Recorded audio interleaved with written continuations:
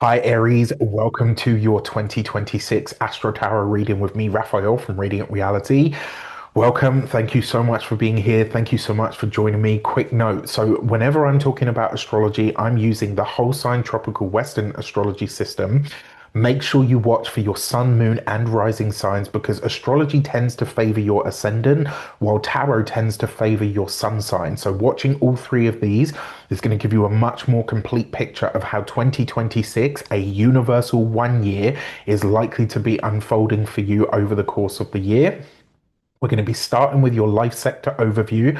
We're going to explore how the year is affecting your actions, your career, your love life, your spirituality, your finances, and of course, any warnings that you might need to heed for the year ahead. Then we're going to delve into your lunation section. This is where we're going to look at your new moon, your full moon, and also how the eclipses are likely to be affecting your sign. Then we're going to delve into your 12-month tarot breakdown. We're going to go month by month so you get a clear understanding and insight into how each one of these months is unfolding for you. Now, if you are a continued subbie, you know Rafi loves you, and if you're new to my channel, please don't forget to like, share, and if you should so choose, and this resonates, hit the subscribe button. And for any of you that want to take this even deeper, you can book a personal session with me in the description box below. And make sure you check out my 2026 Compass Intuitive Strategy for the New Era. 2026 is setting off an entire chain of events that's likely to unfold over the next 9 or 10 years of our lives. So this is really focused on helping you navigate and align with the energies of the new year and create lasting momentum for yourself. Aries, stay tuned. Let's get straight into it. Hi Aries, welcome to your 2026 life sector overview with me, Raphael from Radiant Reality. It's an absolute pleasure to have you. Thank you so much for being here. Thank you so much for joining me. So here we are literally going to use tarot, all of the major arcanas, to explore what this year has in store for you as an overarching trend or theme. All right, so this is kind of like your year in a snapshot in a sense. So let's get straight into it. But before we do, I would like to bless my deck of cards with all forms of love, light, peace, prosperity, and abundance. And I pray that the messages that come through are ultimately clear and concise, and they help you all on your path to your highest vibrational good. So I'm going to give these a shuffle. We are going to get straight into what this year has in store for you. Now, remember, with this life sector overview, effectively what I'm doing here is I'm giving you a bird's eye view. All right, like this is kind of like those overarching broad brush strokes to see how things are unfolding on that sort of macro level. All right, and we're going to start with your actions and options. So this year you have the faith card. So this is actually the Hierophant.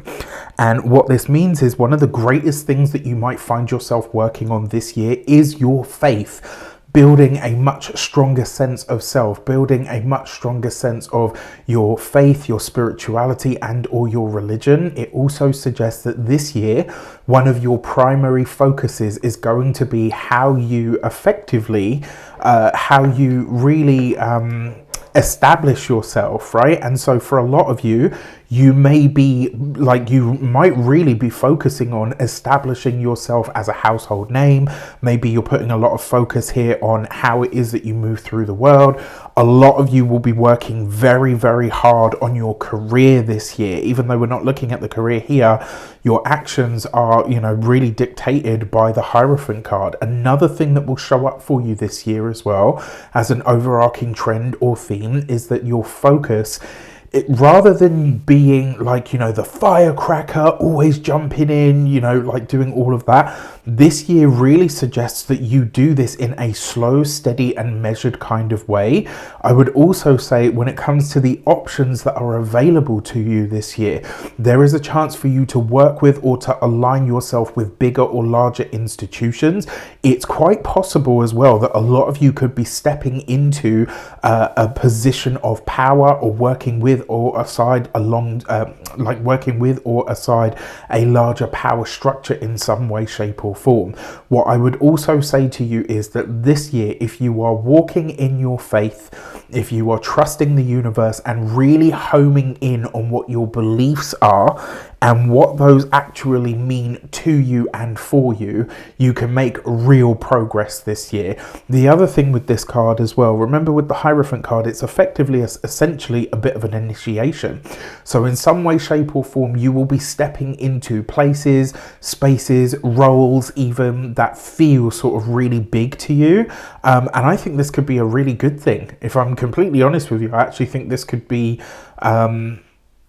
I feel like it could be really welcomed in some way. All right. So for your career, of course you do, you have the Emperor. So this year, it's not necessarily about you just working with authorities or underneath them.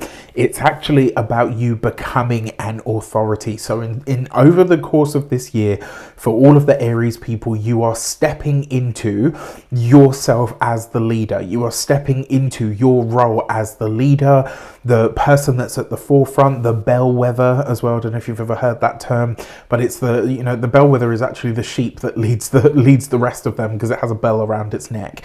Now, the other thing with this Emperor card, because it's in the career sector, as I said, you're going to be working really hard this year. There's a lot of focus on getting established. There's a lot of focus on commitment to the long-term path. There's a lot of focus on really creating or taking something to a next level.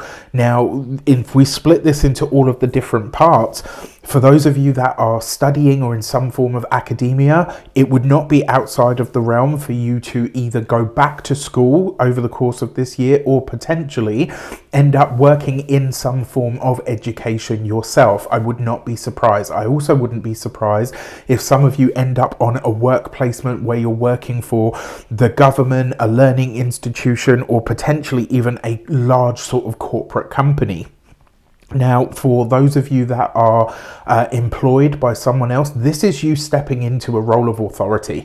There's no getting around it. This is you becoming a boss, becoming a manager, maybe ascending to become a director. In some way, shape or form, you are taking a big step forward, but it's not just a step forward, it's also a step upward. This sees you being in charge in some way, shape or form. It sees you at the forefront, leading people, being the person that is the go-to, being the person that is really going to move things forward. And ultimately, there's going to be a lot of power resting in your hands. What I love most about this is you're approaching this from a very slow, steady and measured way. Like, you're not going to suddenly not be Aries tomorrow morning, but you are really, you're really moving forward in a way that is very true to you, but it's also in a way that's a lot more collaborative. It's like you're not just on your own here. And I guess that's got a lot to do with the Saturn and Neptune conjunction that's taking place in your sign. You will be forging ahead in really big ways, but you'll be doing this in a very different way to the way that people expect from you. For those of you that are business owners, entrepreneurs, solopreneurs, people that work for themselves, it's the same story here. I guess the difference is you could be aligning your company with a bigger or larger institution. It wouldn't surprise me if you're getting some kind of government contract. I wouldn't be surprised to find out that some of you sell your company or your business to a bigger or a larger institution. So in the last place that I worked for a logistics company. I'm not going to name any names. They don't deserve to be on my channel. But jokes aside, and they the branch that I worked in was part of a larger network of stop-offs, etc., in different parts of the country, and that company was actually bought out by a bigger or a larger institution who not usurped but kind of absorbed their roots and stuff, and it obviously worked for them as a business model. This could be that, right? Someone could approach you about your business or about the work that you do and say, look, we really want to buy this because it's going to really help us expand our network massively. When it comes to those of you that are also, the last thing that I want to say as well, if you have your own business, whether it's new or old, there's something about the foundations of this business especially when it comes to what you know, what you're learning, etc., that really needs to expand here. Finally, when it comes to those of you that are retired and no longer working, this could quite literally see you going back to school. And it's not necessarily because you have to. It might be something that you really are very passionate about learning. So you think to yourself, you know what, I want to learn about this for myself, for my life, for my experience, rather than because I have to go back to school to retrain, right? Another way, yeah, I'm going to leave it there actually. So in terms of the love life, you have the Temperance card. So if you are partnered, married, or in a long-term commitment, it's possible that you could see a mending of bridges, a healing of the relationship. It's also very likely that questions of and around the sense of alignment that you have with your partner are going to be big topics of conversation this year. It's also a chance for you to really see not only if you're on the same page, but it's also a chance for you to see, like, what am I willing to change? What am I willing to do or to heal within myself that makes a difference to my relationship, to my partnership? Where is it that I can put myself or, you know, my stuff aside so that we can be in a partnership that is happy, that is safe, that is healthy? Another way that this could show up as well is if you are partnered, married, or in a long-term commitment, your partner's physical health and vitality may need extra support this year. I would say to you as well, just because of the first row of cards here, do expect, I touch wood, you know, I hope I'm wrong, but do expect that there will be time spent in a hospital this year, but probably not for yourself. This could be a family member, it could be the significant other if you have one. Now, for those of you that are partnered, single and ready to mingle and to get out there, this Temperance card is wonderful because it suggests that the healing that you've done on yourself, whether this is by therapy, alternative therapy, whether it's energy work, like whatever it is, the healing work that you have done on yourself has got you or moved you into a greater sense of alignment with the relationship that you truly desire for your life. What it also could tell you as well is that the person that you meet or that you connect with, you may meet in a hospital, in a healthcare setting. It's also possible that this person could be a counselor, a therapist, maybe even a holistic practitioner, but they could also be a doctor or a nurse. Now, another way that you could see this card as well is when it comes to being single. If you have been single for a while, but you haven't really lived that single life, right? And, you know, not everybody's built for the whole life, right? But if you have lived single, but you haven't really explored single, this is going to be highlighted to you this year, right? The universe might say to you, no, you haven't spent enough time discovering or rediscovering who you are for me to send you a partner. However, that being said, the Temperance card is a card of alignment. And so I'm going to say this to you.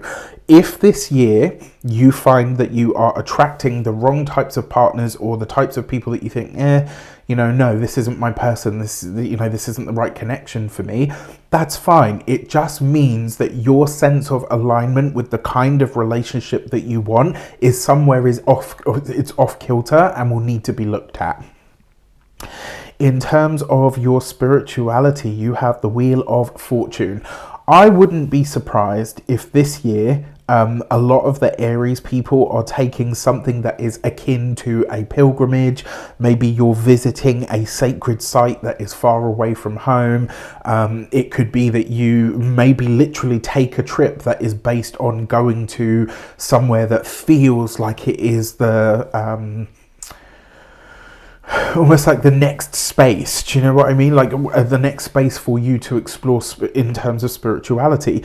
The Wheel of Fortune is about luck and abundance. It's about being in the right place at the right time, divine timing effectively. But it's also a change in your luck. And look at this, right? We talked about how your faith and your religion and your spirituality were going to be a big part of this year. And it looks to me that by doing this stuff, this really pays off, right? And so your spirituality, your manifesting, all of that stuff, it really starts to pay off in spades this year, providing you do the work, right? What I'm talking about here is whatever your spiritual path, practice, religion, etc. demands of you, right? It could be lighting candles, saying novenas. It could be that you are praying. It could be meditation. It could be visiting a place on a pilgrimage. All of those kinds of things are coming in here. The other thing that's really interesting is the Hierophant card is number 5. The Wheel of Fortune is the number 10. Right, so that sense of elevation or moving towards completion, there's something in this year for you guys. For your money and your finances, you have the Sun card, right? So this year, Aries, it looks like your finances are taking a massive upswing. Money, finances, and resources is literally where it is going to be at for you guys. So your money and finances and resources are taking a huge swing upwards. When it comes to your home and living situation, this is ultimate blessings, right? Now, on top of that, it also suggests that whatever you're doing with the career, it has the desired effect because it brings you more money. The other thing with the Sun card, you're looking at here, more money, more finances, more resources, right? And then when it comes to your physical health and vitality, you could not ask for any more with the Sun card, right? The Sun card is ultimate blessings. So we love this for you. But the money, the resources, it's not just that the things that you're doing come good. I think the spirituality, the faith, the resources, the money, the career, I think these things are all linked. And it's like, as you're moving forward, doing all the practices, doing all the things, driving all the things forward, you're getting the results from it at the same time, right? So I think this is going to be a great year for you guys. When it comes to your warnings this year, you have the Strength card. Okay, so your message here with the Strength card is, this year, you have to go for what your heart is telling you want. And if you ignore it, this is where you're going to get into trouble. What I mean by this is, let's say the boss comes to you and says, we've got a position for you that we think would be absolutely incredible for you, but it comes with a move, it comes with a change of location, or it means that you're no longer going to be on the front line, but you'll be a manager in an office. Maybe it is, whatever the case might be, right? And your heart says, yes, I want this, right? But then your mind says, oh, but then you've got to uproot the kids, and then you've got to do this, and then you've got to think about that, and And before you know it, it's like you've talked yourself out of what could be an absolutely incredible, opportunity, because your mind kind of got in the way. Your warning this year, right, is that you cannot let your brain overtake your heart. If your heart leaps into a yes, you got to follow it. If somebody asks you a question or asks you to do something and your heart says no, you also have to follow that. This is the definition of faith, right? This is the very definition of faith, when your heart or your intuition says, do this, go here, take this opportunity, and your mind says, oh, well, that's a slap in the face of God. It's a slap in the face of the universe. Your intuition will never steer you wrong, but it doesn't always make you comfortable. In fact, a lot of the time, your intuition tells you to do things where you're like, I don't know, I don't know, right? And it's because it's pushing you to grow. It's pushing you in new directions. Now, Aries is one of the bravest signs. The other thing that comes in terms of your warnings this year, when it comes to your physical health and vitality, this is something that you absolutely need to stay on top of. And I will say again, health, especially for and including the lives of your loved ones, seems to be something that's coming up this year as well. Now, with that said, if you haven't got yours yet, the 2026 compass is up and out there for your purchasing pleasure. I only have 30 spaces for this, and the reason I only have 30 spaces is I'm giving you everything. You're going to get a 12-month tarot reading. You're going to get the video and a link for it, so it's stored online for you as well. We're going to take that. On top of that, you get a printable You know I love a PDF. PDF calendar slash planner for the year. This is going to allow you to write your own notes, but it's going to have notes and write-ups from yours truly, me. I don't outsource my astrology to anybody else. I don't outsource my numerology. So the notes that you have in that booklet will be written by me. All right. On top of that, you then will also get so when you're signing up, you get to choose your slot. In December, you will get a 3-hour one-to-one session with me where we are going to sit, we're going to go through your reading month by month. We're going to build you a personal strategy based on your cards, your numbers, your stars. And while you're spending 3 hours with me, you get to ask me any questions you like about how we make the best out of this year for you. It's a universal year one. 2026 is going to be a huge deal. And I'm telling you, in a decade from now, we're all going to look back and say that was the year that changed so many things, right?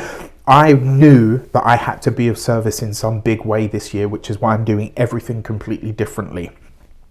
The 30 people that purchase a compass seat, I'm calling them the pioneers, because one is a pioneering energy. So if you feel like that's you, then you know what to do. There's a link in the description box below. Sign up. If you can't do that, if it's too big, also there's a payment plan. You'll have your reading, your booklet, you'll have your session, you'll be paid up before we even get into the new year. So all you have to do is walk into 2026 and do what's on the plan, right? That's it. If that's not for you, if it's not in the budget, if you don't have the time, or if you really think to yourself, you know what, Raf, I'm starting from scratch, I don't know where to go. If you need what is effectively a cookie clearer, I've got that for you. It's called the Navigator. There's a link in the description box below. If you end up being a pioneer, don't worry, you get a tasty little discount on that. You can get that as well. The Navigator is unlimited, all right? So if you want that, it's there. Anybody can have it. With that said, stay tuned while we get into your lunations or the moons for you over the course of 2026. Oh, and of course, the eclipses. All right, take care. I'll see you in a moment. Hi, Aries. Welcome to the lunation section of your year ahead 2026 reading. So we're going to get straight into it. So this year, for your lunations, I have a visual aid for you just so that you can kind of get a feel for and also follow along to this. Obviously, you've got your timestamps and stuff as well. So as you know, every year I usually charge for these, but I'm making them free this year because I wanted to get these out there, because 2026 is going to be a really important and a very pivotal year. And I have created something alongside these whereby I will be able to assist 30 people to really hone in on what their 2026 is going to be about and how they can use that as a launch pad and a foundation. So there'll be some on that to come later. But in the meantime, let's get straight into it and see what your moons have in store for you. So I'm going to hit share. You should be able to see your Aries new moon, right? So your new moon this year takes place on the 17th of April, and it happens at, and it's going to be taking place at 27 degrees. You can see there, it's almost, I've just put the moon slightly before. It will be happening at 27 degrees, right? So this is to give you a visual of the chart. So this is a new moon. Oh, it is a new moon in the first house. So your new moon this year, your annual new moon, is basically unaspected. Now, apart from the conjunction to Chiron at the time of the new moon, your sign is really going to be housing Mercury, Mars, Saturn, Neptune, and Chiron, as well as the sun and the moon, which is obviously what makes a new moon. This is a lot of energy in your sign, and so even though this new moon itself is unaspected, you yourself might feel super pepped up at this moment in time. There's a lot of energy in your first house at this moment in time. And so you might find that there is a really powerful pent up energy. You might feel like you've got a lot to say, that you've got, it's like you want to say everything all at once. You want to do everything all at once, but then you're kind of like, no, maybe I should plan a bit more of a strategy. And then on top of that, it's like, I'm not who I used to be. I'm not who I want to be. And so I'm kind of in this really interesting, weird sort of limbo liminal space. This is a lot of Aries energy because all of these planets that I'm talking about, so Chiron is obviously not a planet, it's an asteroid. We've got Mercury as a planet. Mars, your ruling planet, is going to be in your sign, so it's very strong there. Saturn, newly back into the sign of Aries. Neptune, newly back into the sign of Aries at this point of the year as well, when we have your new moon, your annual new moon. We've already had the Saturn and Neptune conjunction. And so who you were, who you used to be, that sense of self has definitely been eroded, shifted, or changed in some way, shape, or form. So at this point, you could be feeling kind of like, okay, I know I'm definitely not who I used to be. Something has shifted within me. Something has changed about me, and my approach to things is going to be that much, that much more different. Now, on top of that, let's just make sure that yeah, you're still seeing that. On top of that, this new moon isn't making any aspects. So, as I say, even though there's a lot of powerful pent up energy in your sign, which is all being expressed through and via you, you may feel kind of like, okay, there's a lot going on, but it's like one thing that I always say as well is when we have a new moon, anything that we have happen in the first house, we can't necessarily control the planets, but we do kind of get a modicum of choice as to where we take this energy. So the fact that it's a new moon, a fresh start, a new beginning that's not an eclipse, thanks heaven, right? Where do you want to take this? What about you, about your identity, about your body, about the way that you present yourself to the world? When people look at you, what do you want them to see? When you present yourself to the world, what do you want people to see? What do you want people to know about you? This is when it comes to your career, when it comes to your communications, when it comes to your daily work and habits, when it comes to the secrets that you feel like you might be ready to divulge. What are you ready to put out there into the world over the course of this time? It's definitely not alone. As I say, there's a party in your sign at this moment in time, and you might be feeling a lot like your old self, but also much changed at the same time. So, whatever the case is, this is really a time to refresh and renew yourself and to decide where it is that you really want to go. Now, as I say, there's not a lot happening with this moon, right? Like the moon is pretty much, I mean, it's on Chiron, which suggests to me, even though Chiron is, insecurities and instabilities, it's so much more than just the wounded healer.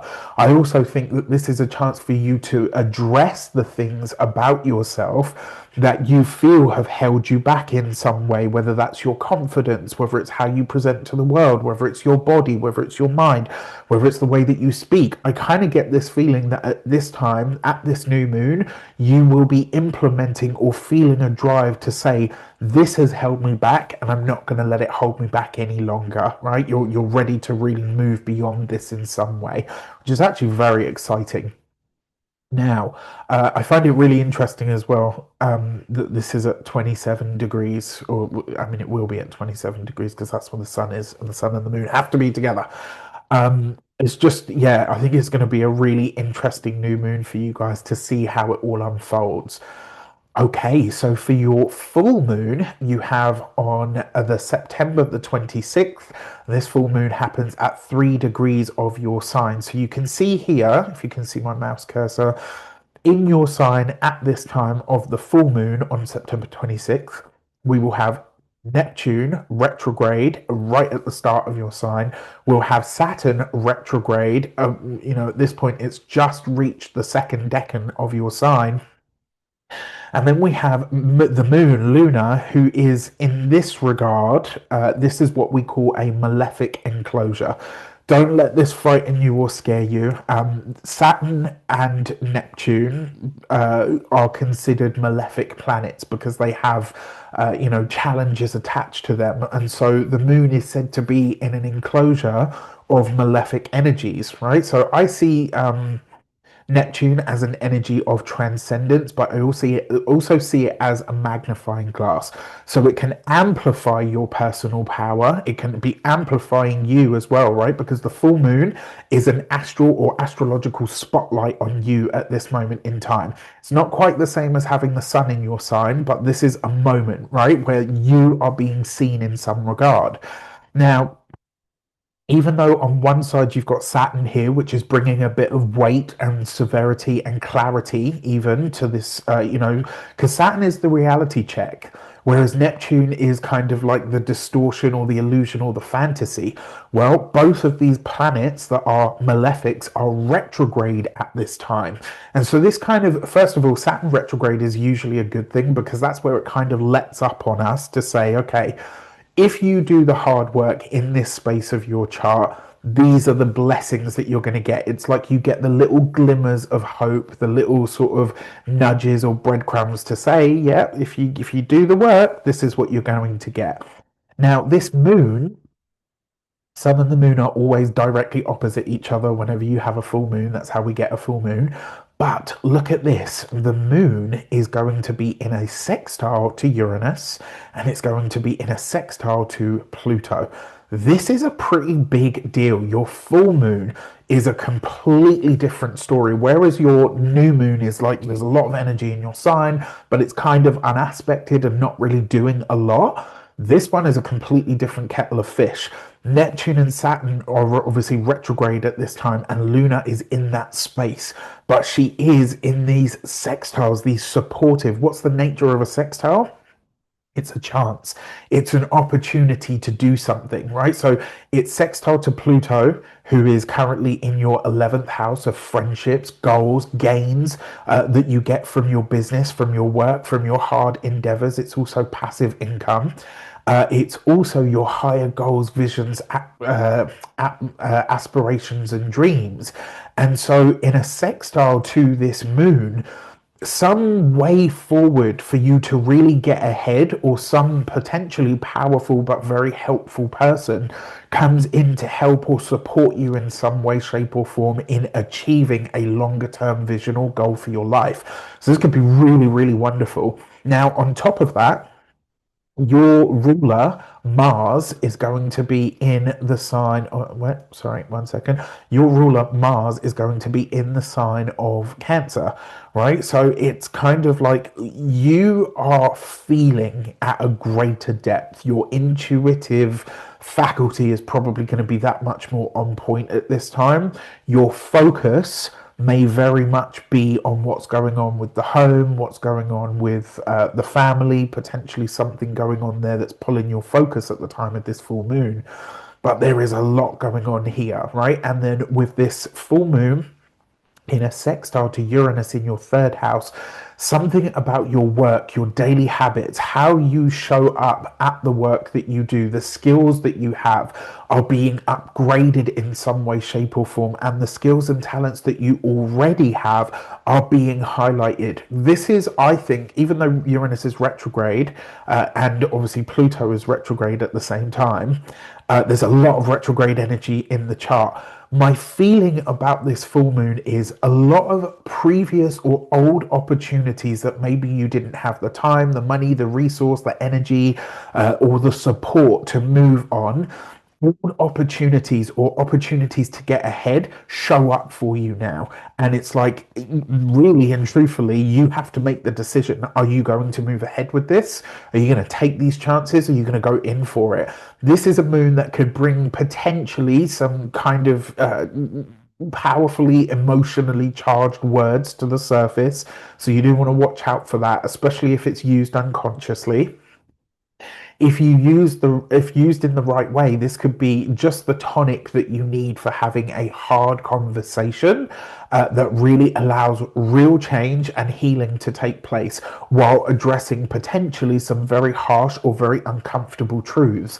This could center around home, family, property, mother. It could also be a very revealing time around relationships and conversations that unfold at this time, and it might bring to light some of the things that you had wished stayed buried. It could also potentially, on the other side of it, create true freedom and harmony in the long run, right? And it's kind of like in the wake of destruction, you end up seeing that there's actually a lot of healing that can come out of this, right? That's one of the potentials here. So, your eclipses. Well, this year, the first eclipse happens on April 17th. Um, That date is wrong. My apologies. I will correct that in the uh, I will correct that in the description box below. But the eclipse this year, the first eclipse, is actually on. Oh, sorry, sorry about that. So let me share my screen once more. So, the first eclipse is on February the 17th, not April the 17th. So, it's on February the 17th. So, for you, this first eclipse of the year is taking place in your 11th house, right? So, this is a new moon solar eclipse in the 11th house. It's a really powerful energy for you. And so, the feeling with this, especially with it being in your 11th house of friendships, goals, aspirations, your higher visions, goals, and dreams. This is effectively when you think about your future and what you really aspire to do or to become or to be, where you want to take your connection out into the world and how you want to build your pathway to the legacy that you leave behind. That's the 11th house. It's also the 11th house because it's the gains that you get from your career. The 11th house happens to be a space in the chart that also represents passive income, but also the gains or the money or the blessings or even the the goodies that you get from your career. So it is in its own right, in some way, shape, or form, also a money house. This is an eclipse in this space, right? It's at 28 degrees of the sign of Aquarius. The ancient ruler of Aquarius is Saturn. So Saturn is in your sign. So there's something about your higher goals, visions, and dreams that you are crystallizing here, right? Because Saturn hardens things, it crystallizes them. It says, right, this is what you need in order to turn this into a reality. Now I want to see the work. I want to see the hard work. I want to see the discipline, the sweat, the relentless pursuit of this thing, right? Now, what's interesting is at the time of this eclipse, look what's happening. Saturn and Neptune are conjunct at 0 degrees of Aries, at 0 degrees of your sign. This is a huge deal because Saturn and Neptune, when they come together in any sign, they have a function whereby they erode the old structure, they dissolve the old belief system, and they allow for a new one or a new way forward to be implemented in some way, shape, or form.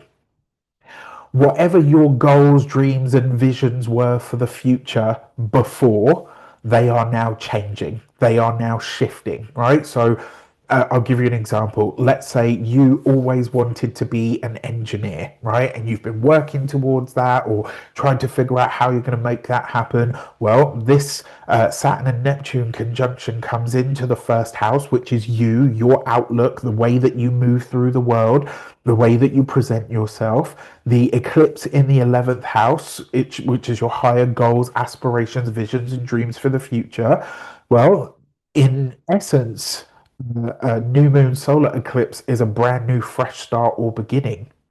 Saturn and Neptune are eroding the old version. Whoever you have been, Aries, you will not be the same after this eclipse. And I don't say that to scare you, I actually say it to empower you so that you know that something here about who you are and how you present to the world is going to shift in a big way because your path, in some way, shape, or form, your destiny is being diverted or directed. And because the 11th house also represents powerful people, benefactors, people that can help or support you in some way, shape, or form.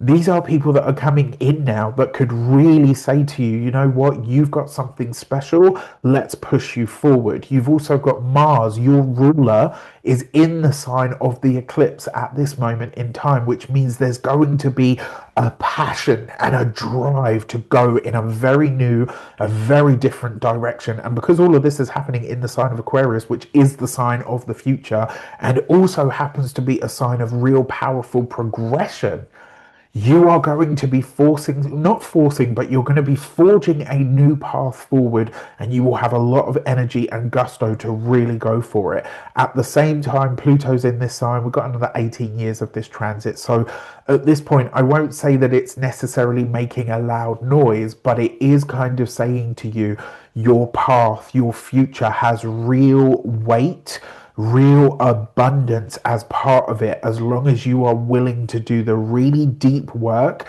and to forge the kind of friendships, partnerships, connections, visions, hopes, and dreams for the future that are really going to make progress for you. That being said, again, this new moon solar eclipse is relatively unaspected. So, there's really and truthfully, I'm looking to Saturn here. And because it's going through this conjunction with Neptune, I do feel like this is going to be a pretty big moment for you guys. It's a really strong feeling. 2 weeks later, we have the Virgo eclipse on March the 3rd at 12 degrees of the sign of Virgo over here in your sixth house of daily habits, work routines, how you really do life on the day-to-day level is very much your sixth house, right? And because of this, can you see here? The moon is at 12 degrees. The south node is at the eighth degree. So there's only 4 degrees in it. So this is what we call a true eclipse, right? This is a proper full eclipse, full moon lunar eclipse. Full moons are completions, culminations, and endings. This is a grand completion because it's on the south node. Something here is being removed, released, or relinquished in some way, and it has something to do with your work, potentially has something to do with your health and vitality as well. This could be, I've seen a lot of people under a full moon lunar eclipse, especially on the south node in the sixth house. I've seen a lot of people change a dietary habit to say, right, I'm going veggie and that's it. Or after being 25 years a vegan, I'm now going to start eating meat or dairy products. Like usually it's some kind of big change to the way that you do or live life on the ground in some regard. Now, this is like it kind of says as well, right? So look at this. The moon here is in a sextile, right? A nice tight sextile, I might add, because there's only 3 degrees in it, with Jupiter, who is in his sign of exaltation. Jupiter is retrograde, unfortunately, and Jupiter is in a trine to the sun. It's also in a wide orb trine. I mean, it's 5 degrees. So if we can count this as a true eclipse, then we can definitely count this as a trine to Mercury retrograde. Mercury retrograde in the sign of Pisces. Mercury is the ruler of this eclipse because Virgo is ruled by Mercury. Mercury is in a sign that it doesn't necessarily do too well in, and it is also retrograde at the time. Watch communications around this time, especially at work and especially around your health. Anywhere that you're getting, tests done, results, etc., you want to make sure that you're reading them correctly. You want to make sure that you're getting a second opinion if you're confused about something and it doesn't make sense. Whatever this says, because Jupiter is in a sextile to this full moon lunar eclipse, it's a sextile from your fourth house as well, right? From home, family, property, real estate. So there's support coming in from there. Jupiter has brought your way, like, right. It's probably likely that something is going to resurface at this time around your home or your property or living situation. It will be a moment whereby whatever is revealed to you at this time, it changes the trajectory of your experience, right? So on a day-to-day level, something unfolds maybe in the home with the family, maybe something unfolds with the work, and so you change how you live at home. Maybe you start working from home more. Maybe you start working more at the office if you already work from home. You add to that the eclipse's ruler and Jupiter is in Pisces and retrograde. There's definitely an energy here where something is coming back into your world. Even with all of the retrograde energy, I actually like this eclipse. It feels kind of like a divine magic hand pulling back a piece of silk and saying, ta-da, like I've got something to reveal to you. You thought you knew everything, but you actually didn't. And here is a gift for being such a good sport. It's kind of like, I'm going to disrupt your life a little bit, but I'm also going to give you this in return. That's since Mercury, the Sun, and the North Node are all trying to one another from the 12th house as well, your past and past connections are going to be highlighted at this time, along with any and all blessings via family, mother, and all of those kinds of things, right? So there's a special moment in time that unfolds here, I think. Now, as the moon itself is in the sixth house, and it is lit up, how you use your daily energies, what you do in a day, how you're looking after the things that you have that you need are being highlighted. And the message behind the sixth house is about how well you take care of your needs, and how well, especially since the ruler of that sixth house is in your 12th house. So is your mental health really being looked after as much as your physical health? Be sure to allow daily space from here on in, from this eclipse onwards, to really look after that as well. So, as we progress further into the year, we have the second eclipse season. We have a new moon solar eclipse at 90. It's actually at 20 degrees, but I've got it as 19 here, right? But depending on where you are in the world, it's 19 or 20 degrees. But I pushed this forward, and because you can see here, the sun is at 59. So it's at 19 degrees, but it's at 59 minutes, right? But as soon as you move the moon towards the sun, it actually dips into 20 minutes. So 20 degrees. Oh my gosh, I'm getting completely confused and conflustered. Conflustered? Is that a word? Well, it is now. Okay, so a new moon solar eclipse in your fifth house of pleasure, joy, romance, creativity. This is the fifth house is a trine energy to you. So we love this, right? It's also setting up, if you've got any planets in Sagittarius, anywhere from, let's say, 14 right through to 20 degrees. This could be really nice, or even up to and including 25 degrees, actually. You'd have a wonky grand fire trine, but it's a grand fire trine nonetheless. Either which way, wherever your placements are in Aries, you're getting a trine from this eclipse. So the first house is your identity, your fifth house is your self-expression. So at this time, you might be feeling a lot more like yourself. You might be feeling like you're really able to, at this new moon solar eclipse, you might be thinking, you know what? I'm ready to express myself in a different way. I'm ready to do this in, a much more exciting kind of wrong eclipse, sorry. I'm ready to do this in a much more exciting kind of way where I share more about who I am with the world. Now, that being said, at the same time as this eclipse, you've got Mercury in this sign, you've got Jupiter in this sign, and you've also got the South Node. Because this is a new moon solar eclipse, a new moon is a fresh start or a new beginning, right? But that south node is an erosion or a release point. And so what this kind of says to me is something about how you've expressed yourself creatively before is going away, and how you present yourself from here on in moving forward is going to shift. I feel like a lot of you are really going to come out of your shells. Like Aries is already a very brave, very outspoken sign. But there's something about this that kind of suggests to me that it's like you're coming out of your shell. Now, as if all of that wasn't enough, look at this, right? Mars, your ruler, is in the sign of Cancer. So you're going to be really in the feels at this time as you're going through the process of shedding layers of who you were and really figuring out who it is that you're becoming. Now, what's really interesting is this new moon solar eclipse is in a trine to Saturn, who is in your first house. Saturn is hardening you, it's crystallizing you, it's making you stronger, more powerful, more aligned with who you are and where you're going.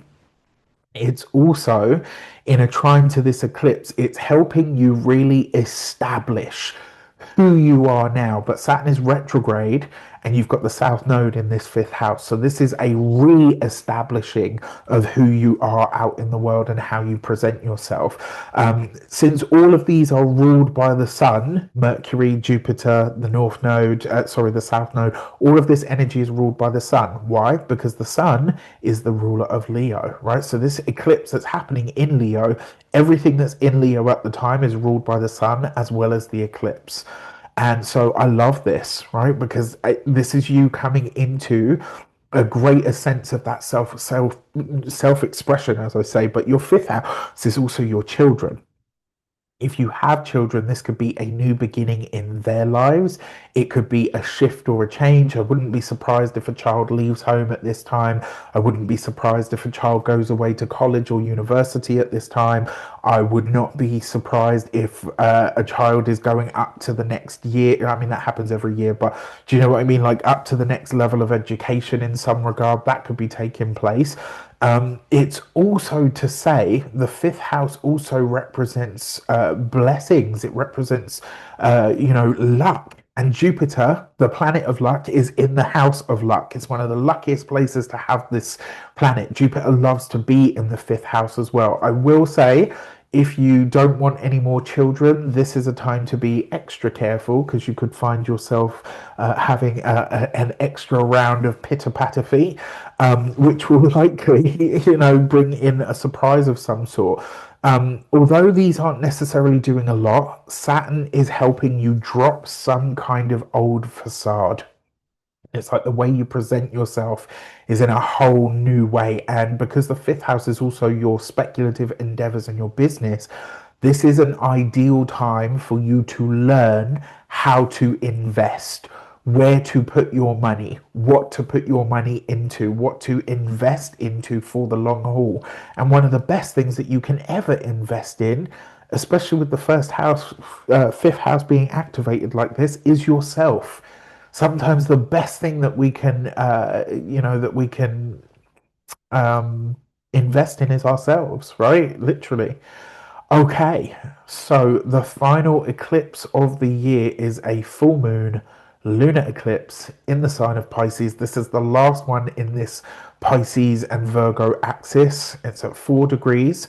So we've got and at this point, look what's happened, right? We've got the nodes in different signs, right? So we've got the North Node in the sign of Pisces, in the sign of Aquarius, and we've got the Moon in the sign of Pisces. So this is what we call a dissociated eclipse, which means that while this is a 12th house eclipse for you, there will be some 11th house themes along with it. And then you've got the Sun and Mercury in the 6th house at the same time. Well, and this is happening for you, well, it's happening for everybody on the 28th of August, but it's happening at 4 degrees in your 12th house. It's sextile to Chiron, newly relocated into Taurus at this moment in time, opposing Mercury in his sign of exaltation in Virgo. This eclipse sets up what we call a T-square with Uranus, meaning that whatever is highlighted at the time in the 12th house, you're way past the challenges that come up through self-sabotage, through mental health, through spiritual alignment, through anything to do with hospitals and or health, maybe health of somebody else as well, in particular parents, grandparents, etc. Anyone that's considered an ancestor. The challenge to all of this may come through the 3rd house. So it's possible that something about your work or your daily experience or your studies could come up, and it's like this is challenged because of what else is going on. Now, as a part of this, right? Radical new ideas, new conversations, changes of mind, even changes to the local neighborhood and siblings if you have them. Partnerships and connections might be forged out of necessity at this moment in time, where maybe none were before, right? That's a square to Uranus and the nature of need. We don't really use eclipse energy, we just kind of observe it. And deeply at that, right? But especially since this is a 12th house full moon lunar eclipse, This is what I see as a complete burning away of and release of the karma through revelation and release, right? Because the 12th house is a house of secrets, it's a house of endings. This is a time where, because this is the 12th house is like our closet, it's where we sweep all the stuff in our psyche that we either can't or won't deal with. It also represents our I always say the 12th house is the space in the chart which we store the door to which we connect with the cosmos or the universe. This is a very psychic space. And that conjunction of Mercury and the Sun in the sign of Virgo opposing this moon, something about your daily experiences shifting, but something about your spiritual understanding, wisdom, and desire of direction is also starting to really show where you need to. It's not only showing where you need to go, but what you really need to release, what karmic ties and bonds have now come to a close so that you can move forward. And because this moon, this full moon, is in a sextile to, it's past the true sextile, but it's still there, with a newly relocated Chiron in your second house, something around money, finances, resources, self worth, and value is shifting now. And as it does, you're going to need to communicate something from a soul level, and it will provide you with the impetus that you need to sort of make this happen. So, that is your lunation section. Before I let you go on to the next part of your reading for the year ahead, remember I only have 30 spaces on the 2026 compass. As a part of this, you are going to get a 12-month tarot reading. You're going to get that sent to you first and foremost. You will get a booklet slash calendar with literal insights written by me. These are not general ones that I just copy and paste. These are not outsourced to another astrologer or numerologist. These are coming directly from me. I will be working on each person's booklet. You will have messages and insights in that booklet. I will also send you that. And then in December, we will have a 3-hour one-to-one session where we are going to sit down. We are going to plan your year meticulously based on your reading, based on your numerology, and we are going to set you forward into 2026, not only with a strategy, not only with a battle plan, but with a compass so that you can navigate it. And the way that I'm seeing this for everybody is, if you already have your path mapped out and you know where you're going, if you deviate from it because life gets a bit too much and you think, right, I've got to put that down, you can get back on track quickly.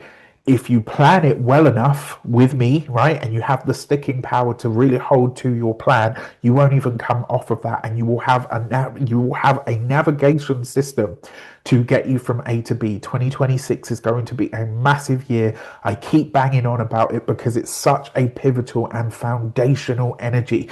Whatever your personal year is, right, the universal year will have sway. So I wanted to make sure that I could get as many people as I could ready, prepared for this year. All right. And I know that I'm only going to be able to deliver 30 of these sessions because they are so much work and so in depth.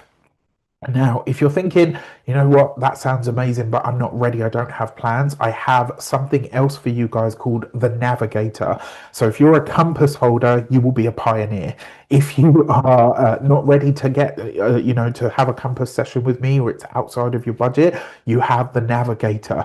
Check these out. There's links for both of these in the description box below. Make sure you check that out. As I say, this is what I genuinely feel I am supposed to be offering the world at this moment in time in service for you guys. So if you feel like you are a pioneer, you think, you know what, I want one of those 30 slots, that's all I have, right? There won't be a second wave or a second release or any of that stuff. 30 spaces. If you are ready to take the year by storm, a universal 1 year, this is your moment. There's a link in the description box below. Stay tuned while we get to the next section of your reading. Hi Aries, welcome to the 2020, welcome to the tarot portion of your 2026 reading. So we are going to get straight into it. Before we start, as always, I would like to bless my decks of cards with all forms of love, light, peace, prosperity, and abundance. And I pray that the messages that come through are ultimately clear and concise, and they help you on your path to your highest vibrational good. So we're going to get straight into it. So your first card out, remember your first card out, it kind of typifies the year that you're about to have. So it's a really important one because it kind of gives you a good insight of what the trend and the theme for the year is kind of like. So pay attention to this one. And yours is this year, the Wheel of Fortune. Absolutely love this for you, right? So the fact that you have the Wheel of Fortune means that this year is going to be dynamic. There's going to be a lot of shift. There's going to be a lot of change. What's interesting is that you are the first sign. 2026 is a 1 year, and obviously the Wheel of Fortune is the number 10. So you slice the 0 off and you've got the 1. You will probably fare pretty well this year because you're naturally very pioneering. You're naturally very much a go-getter. You don't hold back. You really go after what you want. And that's what this year is really all about. The Wheel of Fortune in January suggests that you start the year with a bang. You are definitely getting into it. But what I will also say to you is January looks like you are starting to really get a good understanding of the routines that you want to create, but you're also really open to the opportunities that are coming in. And remember, the Wheel of Fortune is the ultimate opportunity card. So there are opportunities for you to get ahead. There's opportunities for you to succeed this year. I absolutely love this for you. What a way to open the year. Now, on the 26th of January, Neptune is going to return to your sign, right? So you've had a little taster of this. So you kind of already understand what it's going to be doing for you. But it will be interesting to see how it sort of shapes up from here on in. Now, for your clarifying card, you have, and that obviously that Neptune energy is coming into the first house. So to clarify on or to add to the Wheel of Fortune, you've got the 7 of Wands, right? So I will say this to you. There are some opportunities for you to overcome challenges or anything that has felt like a challenge that you've really had to lay down the gauntlet on this year, especially in January, straight out of the gate. There are going to be some things that you really have a chance to lay to rest. I actually think this can be a very good thing. If you've had problems or issues of a recurring nature, January is going to give you the chance to really see those come to a close or to an end in some way, shape, or form. So I'm totally here for that for you. Now, as we come into February, February is a pretty big month this year. So on the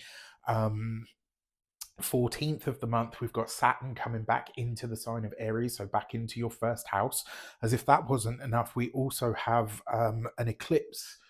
Not an eclipse in this month. We also have we do. We have an eclipse on the 11th of the month in February. So, and as if all of that wasn't enough, we've also got a Mercury retrograde that starts on February the 26th. So February is quite a packed month. There's a lot going on in that time. Interestingly enough, obviously, this is Valentine's Day, will be the day that we have the Saturn Neptune conjunction, because obviously Saturn's coming back in on that day. Neptune will already be at 0 degrees. So this is where we get the full force of that Neptune and Saturn conjunction. If you want to find out what that means for your sign, you know what to do. All right. So with that said, as if all of that wasn't enough, we also have a new moon solar eclipse in the sign of Aquarius, which for you is in your 11th house.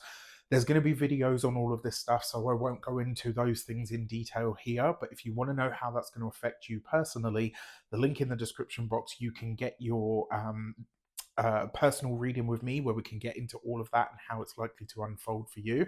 And this year, the 2026 compass is up and out there for your purchasing pleasure. There's a link in the description box below, and I'll tell you more about that later. So for February, you have the Strength card. So February is going to require a little bit more grit. It's going to require a little bit more determination, a little bit more focus. It's also very likely, because the Strength card will speak to your physical health and vitality as well. It usually speaks to the body. So these are things that are going to be really to the forefront at this time. You have this with the 9 of Wands. I do want you to watch your health in February, my dear Aries. because that Saturn-Neptune conjunction, it has a tendency to erode our boundaries. It can also erode your constitution, especially because this is happening in the first house for a lot of you, or on your sun or on your moon. You're going to feel this that much more viscerally. So what I would say to you is, when you see things like this come up in a reading, that's a good thing, right? It's not nice to hear, but it's a good thing, because now that you know this, you can start to build a plan. You can start to build your fortitude. You can start taking your supplements weeks in advance. You can start taking your echinacea to build up your immune system. You can start doing things for your immune system that is accumulative, so that when you get to February, as life stresses happen and things unfold and planetary ingresses take place, you're already prepared for that, right? This is the whole point of any divinatory art, is to get the jump on what is unfolding for you. So when you hear this stuff that sounds a bit scary, don't freak out. That means that you're being reactive instead of proactive. And this is 2026 is a universal 1 year. I've been banging on about it forever at this point. This is a year to be proactive. It's not a year to sit on your ass and wait for things to happen. This is the year that you have to get after it, right? Now, as we come into March, if you're a March born Aries, happy damn birthday to you. If you're a February, an April born baby of Aries, then happy damn birthday to you for then as well. Now, with that said, as we come into March, on March the 3rd, we've got a full moon lunar eclipse in the sign of Virgo. This for you is happening in your 6th house of physical health and vitality. It's the last eclipse in Virgo, so therefore the last eclipse in your 6th house. This is a time where you're really going to see what your routines have or haven't done for you, how they have created optimal health or not, as the case might be, and it's giving you a chance to adapt those things. All right. Now, don't forget, obviously, I don't go into a lot more detail in your lunation section, so be sure to check that out. Now, for March itself, you have the Temperance card, right? So March will be where the balance point kicks in, and it will likely see you really working on your sense of alignment, potentially working with a healthcare professional in some way, shape, or form. To clarify on this, you've got a double hit of Temperance. If I were ever going to say to you, there's a time for you to really look after your health, Aries, February and March are absolutely those months. In fact, the first quarter of the year, I really want you to focus on your physical health and vitality and keep your focus there. This is making sure you're getting your good rest, making sure you're getting your 8 hours of sleep. If you're not, then you need to start fixing that. If you're not getting your daily water intake, then you need to start fixing that. This is making sure that you're eating well. All of the things that we know we're supposed to do to keep the vessel working well, moving well, flowing well, etc. This needs to be your primary focus over the first quarter of 2026. Now, as we come into on March the 20th, Mercury will finish its retrograde. I forgot to mention February 26th, Mercury will go retrograde in the sign of Pisces, so in your 12th house. I love Mercury in the 12th house. Makes us very psychic. It makes us very susceptible to those kinds of things. Pay attention to your dreams, listen to what's coming up, and more importantly, this is likely where you are hearing from people from the past. March 20th, it goes direct. As we come into April, we have your annual new moon on April the 17th. Interestingly enough, at that time, there's a whole bunch of things going on in the sky as well. Like Saturn and Neptune are still going to be in their conjunction at that point, at that 0 degree. So there's a lot going on here. Now, on April the 26th, I believe it is, we also have Uranus moving back into the sign of Gemini, into your 3rd house. This is doing wonders for your life. It's doing wonders for your mind. It's doing wonders for your learning, your studying, your skill set, your upgrading, all of these things at this time. There could be a lot going on though. And remember, Uranus is a very nervy kind of energy. So at this point, you really want to be supporting your nervous system. So for April, you have the Emperor card. Happy damn birthday, Aries. So your 2026 sort of really feels like it starts to gather speed here in April. This is where things really start to move forward. Interestingly enough, By the time we get to, I think it's like March, I want to say April 22nd, but I think it's March. Jupiter will be direct at that point, right? So at this point, we've then got all of the planets direct. Mercury will have finished its retrograde.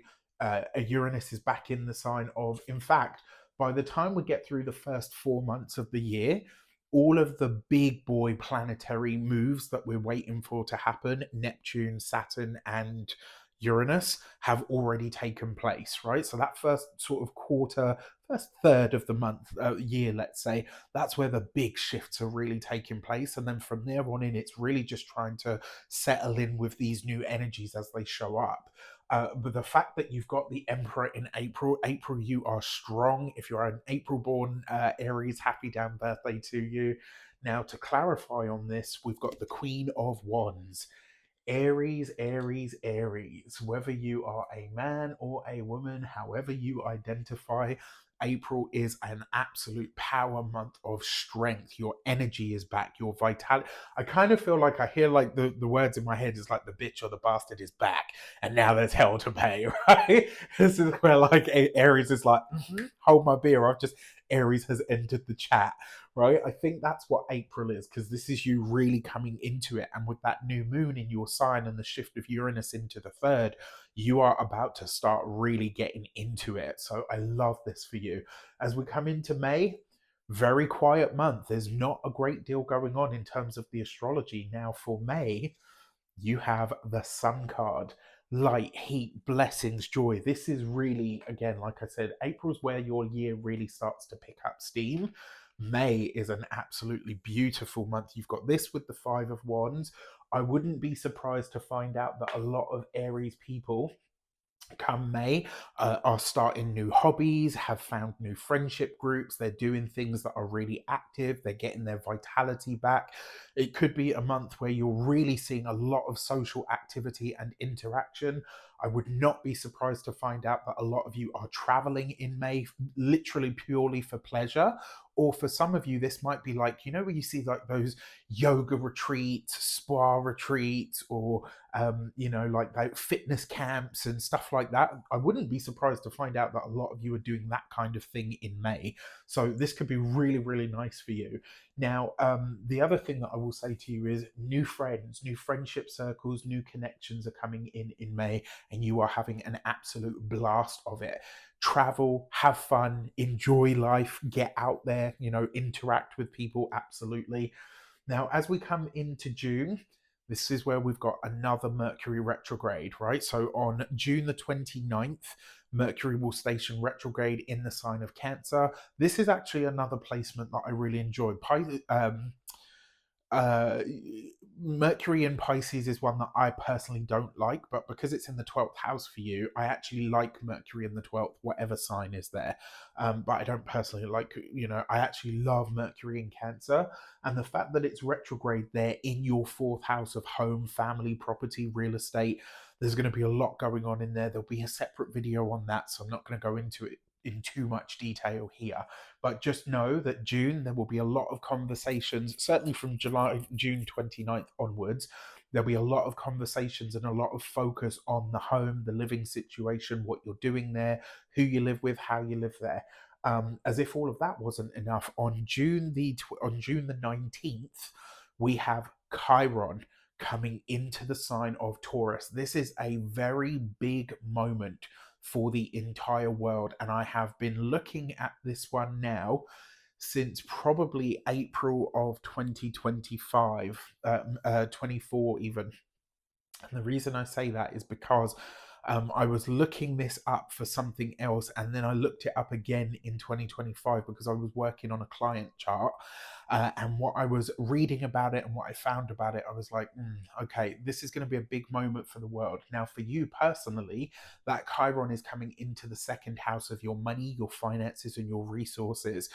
This is a time for you to really focus on those things, and because Chiron's only going to dip into Taurus, and then it will come back into Aries just a little bit longer, and then it will go back into the sign of Taurus later down the line. Now, this is giving you a heads up of what is likely to unfold around your money, your finances, your resources, your self-worth and self-esteem.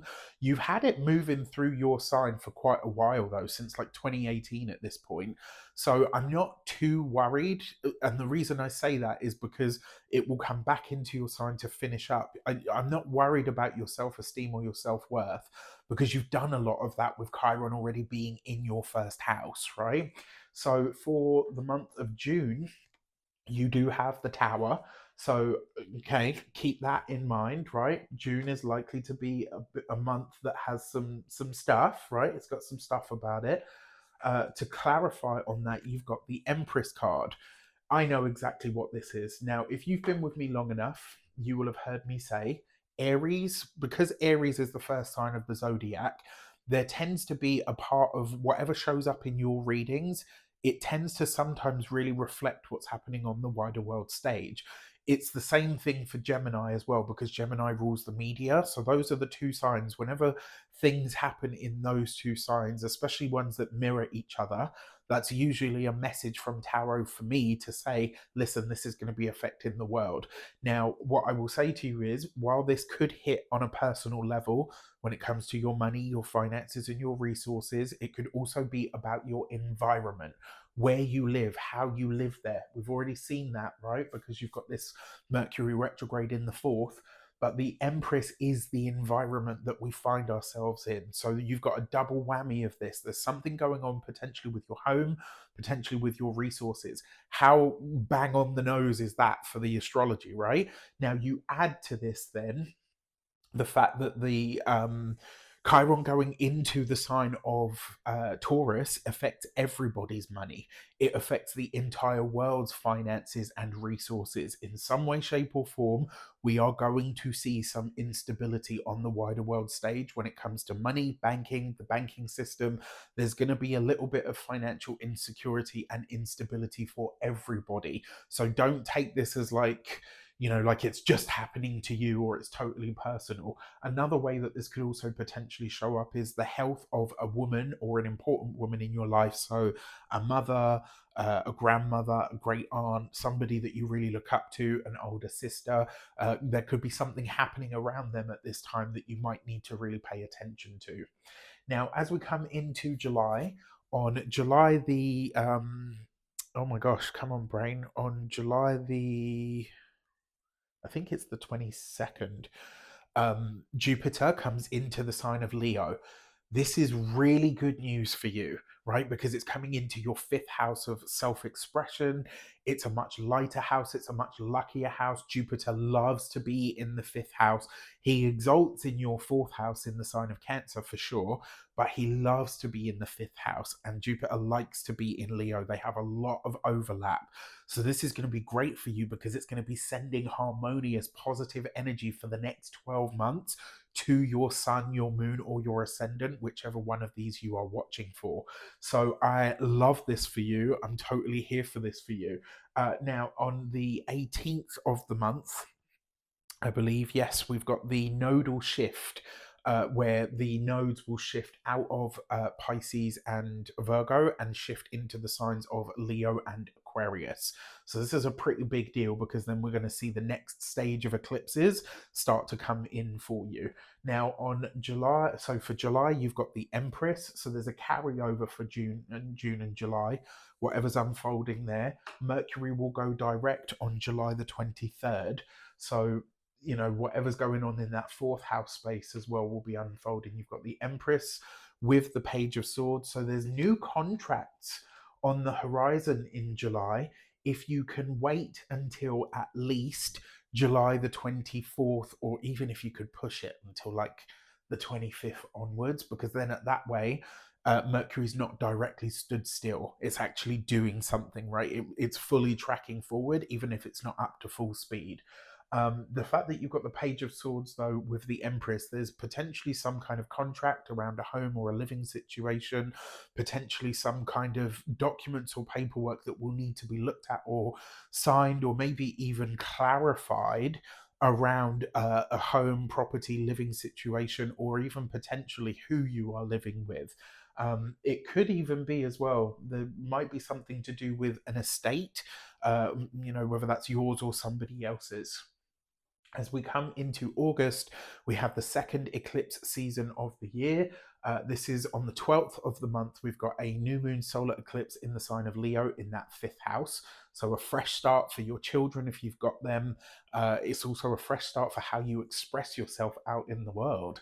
When it comes to on the 28th of August, we then have the final full moon lunar eclipse in the sign of Pisces. Not going to go into what that means. I've already done it in the lunation section, so make sure you check that out. For August, you have the moon card. It kind of figures, right? It's eclipse season. However, there will likely be a lot of things, people, places, and situations from the past coming up for resolution. You've got this with the visionary. This card is unique to this deck specifically.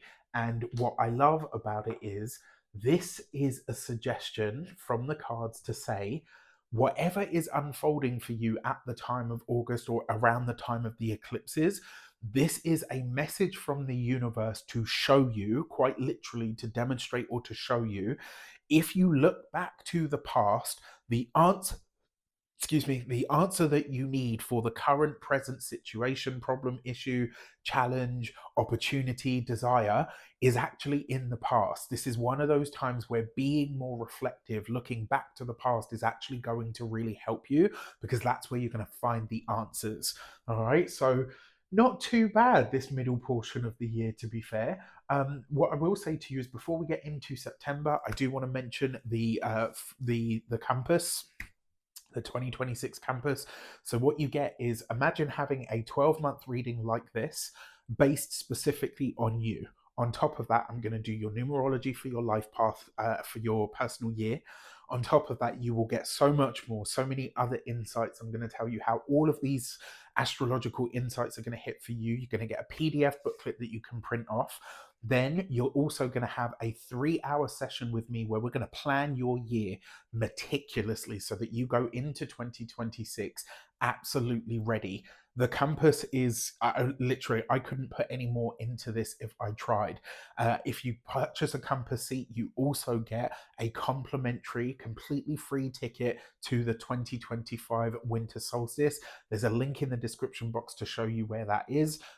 With this as well, as part of the compass, you get there's a payment plan, right? So you pay half on sign up, you pay the second half in November, and then by the time we get to December for your 3-hour one-to-one session, you're already paid up. By the time you get into January of 2026, you are totally ready for the year ahead. All right. So there's a link in the description box below. I only have 30 spaces, and that's because you can imagine the amount of work. Think how much work has gone into this video that you're watching at the moment. That's as much work, in fact it's more, that I'll be putting into the compass for each one of those 30 people, hence the amount of spaces. September. So for September, on the 26th of the month, we have your annual full moon. This is where the spotlight is on you in some way, shape, or form. If you've got a launch, if there's something that you want to share with the world, or something about you that you want to be super visible, September is the month to absolutely go for it. Especially because there's no crazy astrology at the time as well. Now, for this, you've got the Hierophant card. So this could be, for a select few of you, maybe there is a marriage coming up here. For others, maybe this is your focus is on establishing something. Now, you've got this with the High Priestess. Something hidden is revealed. For a lot of you, I actually think that there's going to be some big development in your work that you haven't been able to talk about up until now. For some of you, you could be signing non-disclosure agreements. That's very possible. For others, you could be doing something that has a spiritual or a faith-based element to it, but you're being really tight-lipped about whatever this thing is. What I would also say to you as well is, on the wider world stage, I would not be surprised to find out that there are some big secrets about the church, about the establishment, about a government, about a monarchy, or whatever that come to light. So remember, you heard that here. When it unfolds, come back, comment on this video, and we can let everybody know. Right now, finally, as we get into the other thing that I will say to you for September as well, because the High Priestess is your intuition, When it's coupled with the Hierophant card, this is about you building or learning something to do with intuition. So it could be that some of you are studying in some formal kind of way how to utilize or tap into your intuitive faculty. September's a really good month for that. So as we come into October, we've got the third and final Mercury retrograde of the year. This one starts on October the 24th and it goes through to November 13th. So for October, you've got the Magician card. Mercury is retrograde, so do watch out for the trickster, whoever that might be in your life or in your world. But this suggests that the power rests in your hands. You've got this with the Queen of Pentacles. In a lot of ways, October is really one of those months where you are emerging a victor. I think October is going to be a fantastic month for your money, for your finances, and your resources. I love this for you. I would also say, when it comes to working with earth sign people, Taurus, Capricorn, or Virgo, this may be a time where you're working with or alongside somebody that really wants to develop you or grow you, push you forward in some regard. This is also a time where whatever health challenges and issues you have in the first quarter of the year, October is going to be a month where you're kind of like, you know what, it was a rocky start to the year, but it's going to be a really strong finish. So I love that. You're also checking your personal routines again in October. I mean, as it goes, look, right, the crazy stuff is sort of, it's more sort of earlier in the year. So the second half of the year is relatively somewhat more quiet. As we come into November, you've got the Death card in the realm of Scorpio, kind of interesting. And to couple that, you have the Death card. Okay, there's no getting around that, right? I was hoping I wasn't going to have to say this. I was hoping that it would not be the case. I touch wood. I really hope I'm wrong. You know that I always look for other things that this could be, but the Death card can't always mean something other than death. To have this come out as such a clear message in the month of November, which is effectively mostly occupied by Scorpio season, I'm really sorry to say, but it looks like you will be saying goodbye to someone next year. I'm really sorry to say that. Now, my feeling is that this will be somebody that is much older, either than you or just much older in general. I don't think it will be somebody super young. This could be like an elderly parent or a grandparent, right? Or like a great aunt or something along those lines. I really hope I'm wrong on this front. But we will see. Time will tell, right?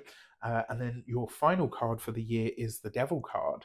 So in December, be mindful of telling yourself that there's only one way to do something and be careful with your personal vices. So you've got the King of Cups, the King of Coins, King of Pentacles. So the King of Pentacles is usually an earth sign male, Taurus, Capricorn, Virgo. Coupled with the Devil card, this is a Capricorn male. Whoever this person is, they are going to be a big feature for you in December. There's going to be a lot of focus on this person, on this connection to this person. I would say as well, on a more personal level, do watch out for being overly materialistic in the month of December. You just want to be a little bit extra careful with that, all right? What I will also say with December is be mindful and clear that whatever it is that you are putting your focus on, there are more ways to achieve your goal than maybe you are seeing or even giving credit for at this moment in time. So for the year ahead, your challenge months, I think February and March are definitely going to be challenge months. There's no getting around that. I think June is going to be a challenge month for obvious reasons. I think November is going to be a challenge month. Your power months, however, I actually really like January for you. I love April for you. May is absolutely stellar. I think May is probably going to be your best month of the year, along with September and October, I think, are going to be pretty good months for you as well this year. So finally, from your key to the year from the Human Design Oracle deck is the Gate 11 and Ideas.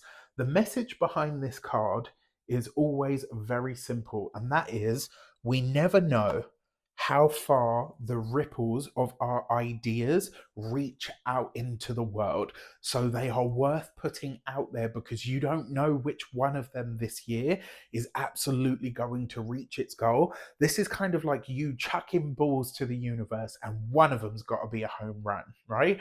All in all, I don't think this is an awful year. I think it's going to require careful navigation. It's going to be a lot. 2026 is a universal 1 year. Please make sure you check out the compass. There are only 30 spaces. There's a link in the description box below.